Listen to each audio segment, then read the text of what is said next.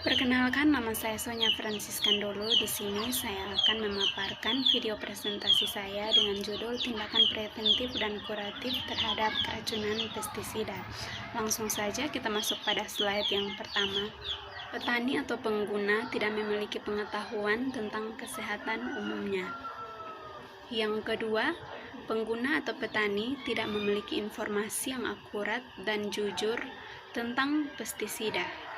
Yang ketiga, pengguna pestisida sering tidak mematuhi syarat-syarat keselamatan dalam menggunakan pestisida. Banyak pengguna atau petani tidak memperdulikan atau menganggap enteng terhadap pestisida tersebut. Ada beberapa hal yang perlu diperhatikan untuk menghindari dampak negatif menurut De Jojo Sumarto 2008 adalah sebagai berikut. Yang pertama, peraturan pemerintah. Banyak peraturan yang mengatur pestisida, termasuk cara penggunaannya, serta tindakan aturan tersebut lebih disebarluaskan dan dilaksanakan dan ditaati dengan lurus. Dua adalah pendidikan dan pelatihan. Penggunaan pestisida berkali dengan informasi yang memadai dan jujur tentang seluk-beluk pestisida dan cara penggunaannya yang legal, benar, dan bijaksana.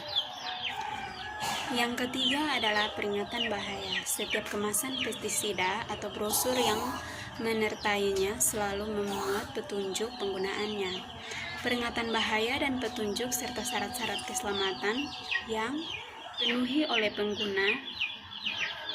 Pengguna disarankan untuk harus selalu membaca label atau petunjuk penggunaan sebelum menggunakan pestisida tersebut, sehingga pengguna diharapkan juga untuk mempelajari tanda atau gambar yang terdapat dalam kemasan tersebut. Yang berikut, penyimpanan pestisida. Pestisida sebaiknya disimpan pada tempat khusus dan aman bagi siapa saja, termasuk anak-anak. Tempat untuk menyimpan pestisida harus terkunci dan tidak mudah dijangkau oleh anak-anak, hewan peliharaan, dan lain-lain. Pestisida harus disimpan pada wadah atau tempat yang berikut. Tempat kerja. Tempat kerja untuk mencampur pestisida harus bersih, terang, dan berventilasi baik. Pencampuran pestisida harus dilakukan di luar ruangan. Kondisi kesehatan pengguna. Pengguna atau petani dalam kondisi kesehatan yang sehat, kuat, dan perut cukup terisi. Anak-anak bawah umur tidak perlu diizinkan untuk bekerja dengan pestisida karena anak-anak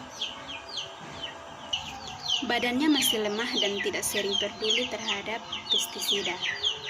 Berikut, penggunaan pakaian atau peralatan pelindung.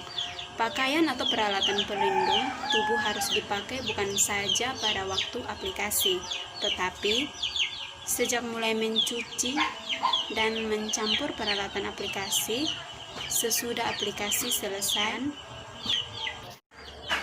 Menggunakan pelindung mulut dan lubang hidung, misalnya masker, sapu tangan, dan sebagainya. Menggunakan kacamata, sarung tangan, dan sepatu bot untuk melindungi diri dari pestisida tersebut. Menurut De Jojo Sumarto, ada 4 langkah untuk menjamin keselamatan pengguna maupun hewan piaraan di sekitarnya, yaitu yang pertama, sebelum melakukan penyemprotan, jangan melakukan pekerjaan penyemprotan pestisida bila merasa tidak sehat. Yang kedua, jangan mengizinkan anak-anak berada di sekitar tempat pestisida yang akan digunakan. Yang berikut, catat nama pestisida yang digunakan dan jika dapat, catat juga nama bahan aktifnya, karena catatan ini penting untuk informasi bagi dokter bila terjadi sesuatu. Yang berikut, ketika melakukan aplikasi, harus perhatikan arah angin, jangan melakukan penyemprotan yang berlawanan arah angin, karena drive pestisida akan dapat membalik dan mengenai diri sendiri. Jangan membawa makanan, minuman, atau rokok ke dalam kantung pakaian yang akan digunakan. Yang berikut, jangan menjaga keringat di wajah dengan tangan, sarung tangan, atau lengan baju yang terkontaminasi yang terkontaminasi pestisida. Sesudah aplikasi, cuci tangan dengan sabun hingga bersih segera sesudah pekerjaan selesai.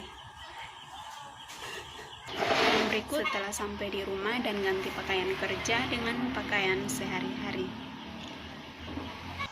Yang berikut, cuci pakaian kerja harus terpisah dengan pakaian lainnya.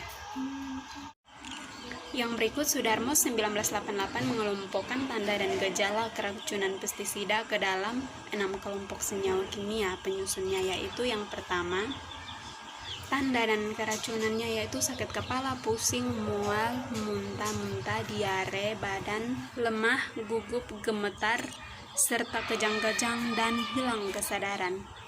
Mekanisme dari hal tersebut karena mempengaruhi sistem syaraf pusat, tetapi cara kerjanya tidak diketahui. Yang kedua adalah golongan organofosfat, yaitu tanda dan keracunannya yang adalah yang pertama, terjadinya gerakan-gerakan otot tertentu, pupil atau celah iris mata menyempit, serta menyebabkan penglihatan kabur, mata berair, mulut berbusa, dan berair liur. Berikut adalah golongan karbamat.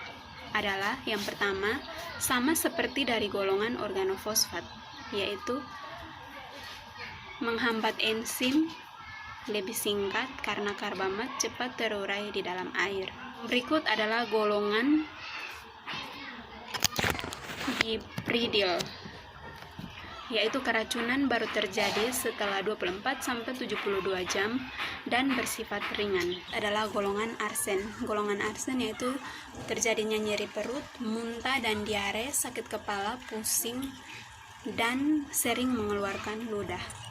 Adalah golongan antikoagulan, yaitu terjadinya nyeri punggung, nyeri lambung dan usus, muntah-muntah, dan perdarahan pada hidung serta gusi, timbul bintik-bintik merah pada kulit, air seni, dan tinja. Yang berikut beberapa tindakan pertolongan menurut Sudarmo 1988 dan De Jojo Sumarto 2008 adalah sebagai berikut. Yang pertama, pestisida tertelan, yaitu cari informasi dari orang yang bersangkutan atau orang lain bila tidak sadar. Maka harus segera dilakukan pemuntahan untuk merangsang orang tersebut dikili-kili pangkal tenggorokannya.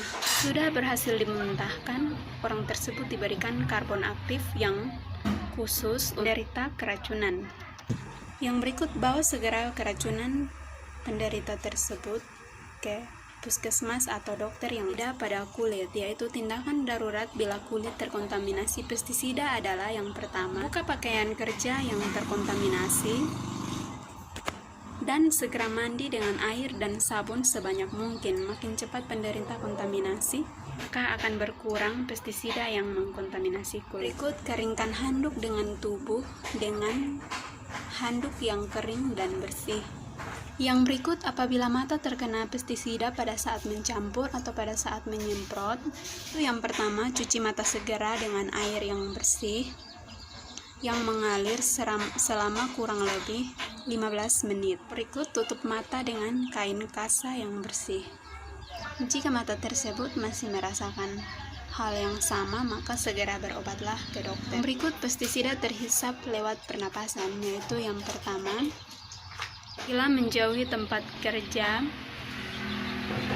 dan tidurkan di tempat yang berudara bersih dan segar. Lakukan pakaian untuk memudahkan pernapasan. Setelah itu, jika keadaan semakin gawat, penderita harus segera dibawa ke dokter atau puskesmas. Sekian dan terima kasih.